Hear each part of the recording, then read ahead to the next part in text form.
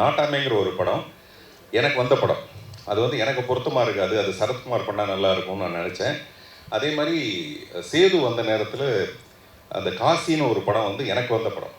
அந்த டைரக்டர் வந்து எனக்கு கதை சொன்னார். நான் சொன்னேன், இது விக்ரம் நடித்தா நல்லாயிருக்கும் என்னை விட அப்படின்ட்டு. அதே மாதிரி சிட்டிசன் ஒரு படம், அது எனக்கு சொல்லப்பட்ட கதை.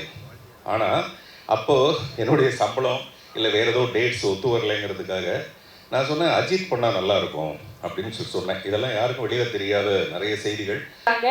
அவங்களுக்கு வந்து நீங்கள் என்ன சொல்லணும்னு ஆசைப்படுறீங்க? மைக்கை கொடுத்தா சொல்லலாம்னு நினச்சேன், இப்போ தான் கொடுக்குறீங்க. முதல்ல நாளைய அப்துல் கலாம் அனைவருக்கும் என்னுடைய பணிவான வணக்கம். இந்த இடத்துல கை தட்டணும்.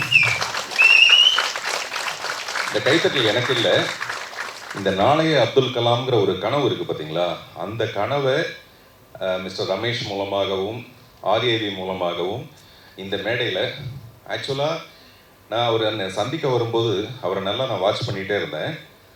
இது வந்து ரொம்ப ஒரு பிரமாதமான ஒரு முன்னெடுப்பு. பொதுவாக வந்து ஒரு கொலை செய்கிறதுக்கோ இல்லாட்டி ஒரு தப்பு செய்கிறதுக்கோ உடந்தையாக இருக்கிறவனுக்கு வந்து நிறைய தண்டனை செய்கிறவனை விட, அது வந்து கெட்டது செய்கிறதுக்கு. நல்லது செய்கிறதுக்கு உடந்தையாக இருக்கிறவனுக்கு நிறைய புண்ணியம் கிடைக்கும். அந்த புண்ணியம் எனக்கு நிறைய கிடைக்கணுங்கிறதுக்காக தான் இந்த நிகழ்ச்சிக்கு நான் ஒத்துக்கிட்டேன். நான் அவரை நல்லா வாட்ச் பண்ணேன். உண்மையிலேயே இந்த எண்ணமே ரொம்ப பிரமாதமான ஒரு எண்ணம். இந்த எண்ணத்தை செயல்படுத்துறதுக்கு விஜய் டிவிக்கு என்னுடைய நன்றி. இதை வந்து வெறும் ஷோ கிடையாது, சும்மா ஒரு ஷோ பிஸ்னஸ் கிடையாது. இவர் பேசும்போதே சொன்னார், ஒரு லெவல் வரைக்கும் எடுத்துகிட்டு போய் விட்டுருவாங்க. அப்துல் கலாமுடைய கனவு அப்படின்னா அந்த கனவு காண்றதோடு முடிஞ்சு போகாமல் அவங்களுக்கான ஒரு பெரிய பிளாட்ஃபார்ம் ஏற்படுத்தி கொடுத்து அவங்களுடைய வாழ்க்கையை சிறக்கிறதுக்கு எவ்வளோ சிறப்பான ஒரு விஷயமா இந்த நிகழ்ச்சி அமைய போகுது. அதுக்கு ஒரு தூதுவனாக நான் இருக்கிறது எனக்கு மகிழ்ச்சியான ஒரு விஷயம். அதனால் நான் என்ன பண்ணேன்னா, நிறைய ஒரு வாட்ச் பண்ணி அவருடைய வாட்ச் எடுத்து நான் கையில் கட்டிக்கிட்டேன். உண்மையிலே இது அவருடைய வாட்ச் தான். இது அவருடைய வாட்ச் என்னுடைய கைக்குள்ளேயும் அவருடைய கனவை என்னுடைய கண்ணுக்குள்ளேயும், அந்த கண்ணு கிடைஞ்சல அந்த கண்ணாடி வேணாங்கிறதுக்கு அதை கழட்டி போட்டுருவோம். இந்த நேரத்தில் நான் வந்து கலாம் சாருக்கும் எனக்கும் என்ன மாதிரியான தொடர்புங்கிறது இந்த நிகழ்ச்சி நடக்கும்போது நான் நிறைய சொல்கிறதுக்கு இருக்கேன். அவ்வளவு எபிசோட்லேயும் எனக்கு சொல்கிறதுக்கான மிக நெருக்கமான ஒரு உறவு எனக்கும் அவருக்கும் உண்டு.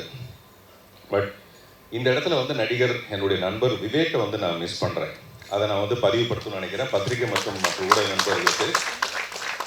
ஒருவேளை அவர் இருந்திருந்தாருன்னா இந்த நிகழ்ச்சியில் விவேக் வந்து இதை செய்யட்டும்னு நான் சொல்லியிருப்பேன். அது எப்படி எனக்கு கிடைச்ச வாய்ப்பை நான் எப்படி விவேக் கொடுப்பேன் அப்படின்னு நினைக்கலாம். பொதுவாக நான் இது வரைக்கும் நிறைய அந்த மாதிரி பண்ணியிருக்கேன். நாட்டாமைங்கிற ஒரு படம் எனக்கு வந்த படம். அது வந்து எனக்கு பொருத்தமாக இருக்காது, அது சரத்குமார் பண்ணால் நல்லா இருக்கும்னு நான் நினச்சேன். அதே மாதிரி சேது வந்த நேரத்தில் அந்த காசின்னு ஒரு படம் வந்து எனக்கு வந்த படம்.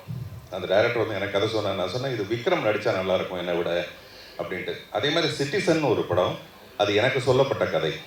ஆனால் அப்போது என்னுடைய சம்பளம் இல்லை வேறு ஏதோ டேட்ஸ் ஒத்து வரலைங்கிறதுக்காக நான் சொன்னேன், அஜித் பண்ணால் நல்லாயிருக்கும் அப்படின்னு சொன்னேன். இதெல்லாம் யாருக்கும் வெளியில் தெரியாத நிறைய செய்திகள்.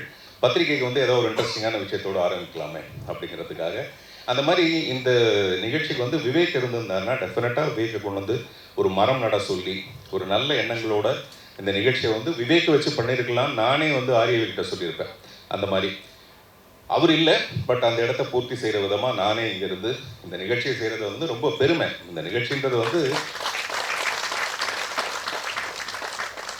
நிறைய பேருக்கு கனவு இருக்கும். எனக்கு கூட சினிமா கனவுன்னு ஒரு கனவு, சின்ன கனவாக இருந்து அதை செயல்படுத்துறதுக்கு ரொம்ப ரொம்ப கஷ்டம். அங்கே யாரோ ஒருத்தர் நமக்கு இடையில் இருக்கணும். அந்த மாதிரி எனக்கு என்னுடைய முதல் படத்தோட ப்ரொடியூசர் திரு சுந்தரம்னு ஒருத்தர் இருந்தார். அதனால தான் நான் இன்றைக்கி இந்த மேடையில் நிற்கிறதுக்கு முடியுது. அஃப்கோர்ஸ் என்னுடைய டைரக்டர் திரு பாக்யராஜ் அவர்கள், அவர் மூலமாக தான் சினிமாவே கற்றுக்கிட்டேன். அப்படி யாரோ ஒருத்தர் இடையில் இல்லாமல் ஒரு கனவு வந்து நிறைவேற்ற முடியாது.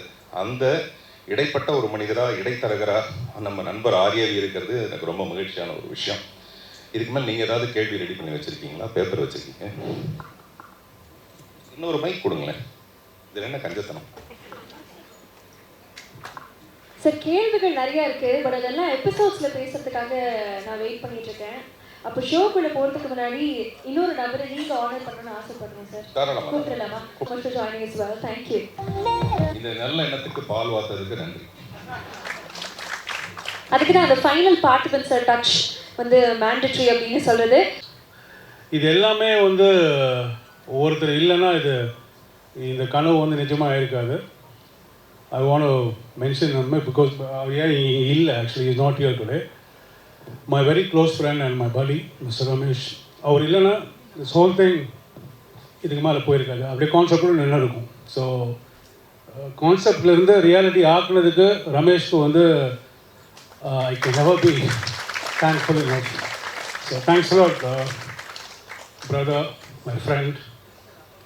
Thanks a lot.